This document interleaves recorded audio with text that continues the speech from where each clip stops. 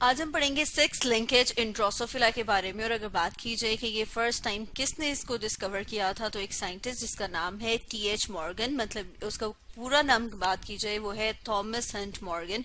और उसने 1910 में डिस्कवर किया था सेक्स लिंकेज का फिनोमेना ड्रोसोफिला में। ड्रोसोफिला की बात की जाए तो जैसे यहाँ पर आप डायग्राम में देख रहे हैं, ये किसकी डायग्राम है? ये ड्रोसोफिला की डायग्राम है। और अगर हम फिनोमेना सेक्स लिंकेज की बात करें तो उसमें हम देखते हैं कि जो ट्रेट्स कंट्रोल किए जाते हैं बाय जीन्स, जो किसके ऊपर प्रेजेंट हो, जो सेक्स क्रोमोसोम्स के ऊपर प्रेजेंट हो, उन ट्रेट्स को सेक्स लिंक ट्रेट्स कहा जाता है। और उन्हें जो जीन्स कंट्रोल करें उन्हें सेक्स लिंक जीन्स कहा जाता है। और क्योंकि ये सेक्स क्रोमोसोम्स के ऊपर प्रेजेंट है, इसलिए इस फिनोमेना को क्या कहा जाता है? Sex linkage. और इसे जिस ऑर्गेनिज्म में स्टडी किया गया वो क्या था? ड्रोसोफिला। अब अगर हम बात करें कि ड्रोसोफिला के ट्रेट्स की, तो उसमें हम देखते हैं कि वो ट्रेट्स, जैसे कि यहाँ पर हम देख रहे हैं कि आई कलर क्या है? एक ट्रेट है। तो अगर ऑर्गेनिज्म जो है वो नॉर्मल कैरेक्टर्स शो करे तो उसे कहा जाता है वाइल्ड टाइप। इसी तरह से ऑर्गेनिज्म जिनके कैरेक्टर्स नॉर्मल नहीं होते उन्हें क्या कहा जाता है? उन्हें म्यूटेंट। जैसे कि यहाँ पर अगर हम ड्रोसोफिला की बात करें तो जो रेड आई कलर है वो उसका एक नॉर्मल कैरेक्टर है, इसलिए वो कहा जाएगा कि वो वाली ड्रोसोफिला जिसकी आई का कलर रेड है वो वाइल्ड टाइप है। इसी तरह से अगर किसी ड्रोसोफिला के आई का कलर व्हाइट हो तो हम कहेंगे कि वो क्या है? वो म्यूटेंट है। जैसे कि अभी हमने बात की थी कि सेक्स लिंकेज का जो phenomena first time TH. Morgan, Thomas Hunt Morgan ने स्टडी किया था। तो अगर हम बात करें कि उसने फर्दर क्या एक्सपेरिमेंट किया, तो जब मॉर्गन ड्रोसोफिला के ऊपर एक्सपेरिमेंट कर रहा था उसमें उसने देखा कि एक जो फ्लाई है उसके आई का कलर बाकी जो फ्लाइज उनके आई कलर से डिफरेंट था। और वो कौन सा था? व्हाइट।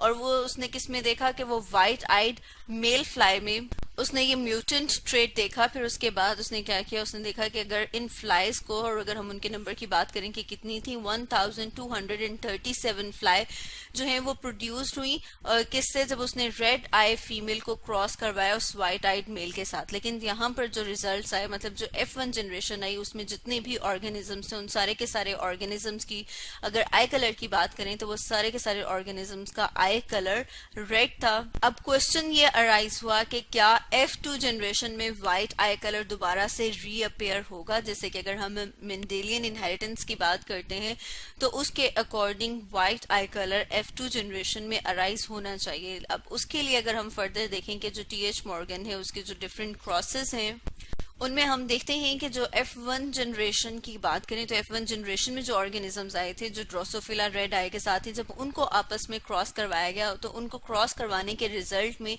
अगर देखेंगे क्या व्हाइट आई कलर रीअपियर हुआ, तो उसमें देखा गया कि जो ऑर्गेनिजम्स हैं उसमें से 3470 फ्लाइज जो थी वो उनकी रेड आई के साथ थी। इसके अलावा अगर बाकी बात की जाए तो 782 फ्लाइज जो थी वो किसके साथ थी? वो व्हाइट आई के साथ थी।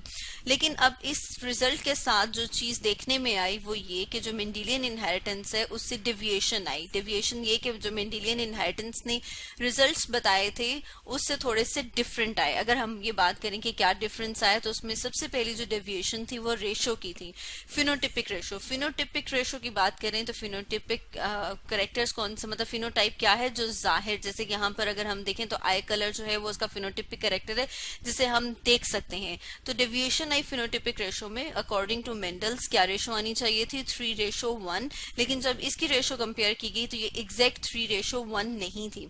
इसी तरह से अगर हम सेकंड डेविएशन की बात करें कि सेकंड डेविएशन क्या थी, तो उसमें ये देखा गया कि जितनी भी व्हाइट आई फ्लाई थी वो सारे की सारी मेल थी। मतलब ये कि कोई भी फ्लाई जो कि व्हाइट आई के साथ हो वो फीमेल नहीं थी, सारी की सारी व्हाइट आइड फ्लाई जो है वो मेल्स थे। इसके साथ साथ उसने क्या सोचा? उसने सोचा कि हो सकता है व्हाइट आई करेक्टर की वजह से जो फीमेल है वो सरवाइव ना कर सकी हो, तो उसको चेक करने के लिए क्या वाकई में कोई व्हाइट आई जो है, सॉरी व्हाइट आई जो ट्रेट है, क्या उसमें कोई ऐसी चीज है कि वो फीमेल को किल कर दे। उसके लिए उसने टेस्ट क्रॉस किया। अब अगर हम टेस्ट क्रॉस की बात करें कि टेस्ट क्रॉस में क्या किया गया, टेस्ट क्रॉस में उसने जो रेड आइड फीमेल थी उसको जो ओरिजिनल व्हाइट आइड मेल था उसके साथ क्रॉस करवाया। अब अगर हम इसके रिजल्ट्स की बात करें कि उसके पास क्या रिजल्ट्स आए, तो उसमें हम देखते हैं कि 129 रेड आइड फीमेल्स आई इसी तरह से 132 रेड आई मेल आई, मतलब ये तो हमने बात की कि रेड आई करेक्टर फीमेल में कितना अपेयर हुआ और मेल में। इसी तरह से व्हाइट आई करेक्टर की बात की जाए तो 88 व्हाइट आइड फीमेल्स आई और इसी तरह से 86 व्हाइट आइड मेल आए। अब हमने ये देखा कि ये जो फीमेल और मेल दोनों में व्हाइट आई करेक्टर रीअपियर हुआ, जिससे उसकी ये ऑब्जर्वेशन, ये थॉट जो उसने सोचा था कि हो सकता है कि ये जो व्हाइट आई ट्रेट है ये फीमेल को किल करता हो, वो क्या हो गया, वो खत्म हो गया। अब अगर हम कंक्लूजन की बात करें कि क्या कंक्लूजन, क्या नतीजा उसने अखज किया, तो मॉर्गन ने ये कंक्लूड किया कि जो व्हाइट आई ट्रेट है वो कौन से वाले क्रोमोसोम के ऊपर है, वो सेक्स क्रोमोसोम में एक्स क्रोमोसोम के ऊपर प्रेजेंट है, क्योंकि एक्स क्रोमोसोम मेल के पास भी होगा और फीमेल के पास भी होगा। जैसे कि हम यहाँ पर देख रहे हैं कि अगर मेल जो है उसके पास एक्स और ये वाले आर जो कि किसको कोट कर रहा है, जो व्हाइट आई को कोट कर रहा है, वो प्रेजेंट है, तो वो वाला मेल व्हाइट आइड होगा। इसी तरह से अगर फीमेल की बात की जाए तो हम कह रहे हैं कि फीमेल के पास जब दोनों के दोनों एक्स क्रोमोसोम के ऊपर ये वाली अलील, ये वाली जीन प्रेजेंट होगी, तो फिर वो फीमेल जो है वो ये कैरेक्टर मतलब व्हाइट आई का कैरेक्टर शो करती है। तो स्टूडेंट्स, आज हमने स्टडी किया सेक्स लिंकेज इन ड्रोसोफिला के बारे में।